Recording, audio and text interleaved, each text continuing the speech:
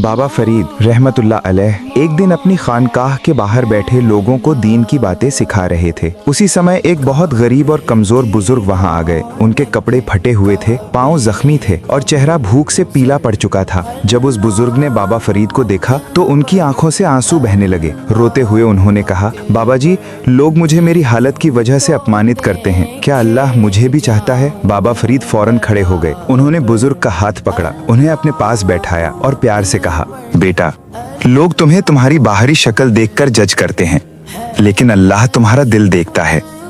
जो इंसान टूटकर अल्लाह को पुकारता है वो अल्लाह का सबसे करीबी बन जाता है। फिर बाबा फरीद ने अपनी रोटी का हिस्सा उस बुजुर्ग को दिया और फरमाया, ये रोटी अल्लाह की तरफ से नेमत है। जिससे लोग छोटा समझकर धक्के देते हैं, अल्लाह उसे अपने दरबार में इज्जत देता है। ये सुनकर बुजुर्ग और जोर से रो पड़े और पूरी महफिल में अल्लाह की रहमत का सुकून फैल गया। इंसान की असली कीमत उसके कपड़ों या हालात से नहीं, उसके दिल से होती है। जिसका दिल अल्लाह के लिए टूट जाए, उसे दुनिया की कोई बेइज्जती नुकसान नहीं पहुंचा सकती। अगर ये कहानी अच्छी लगी हो तो बाबा फरीद की मोहब्बत में वीडियो को शेयर करें और चैनल को सब्सक्राइब जरूर करें।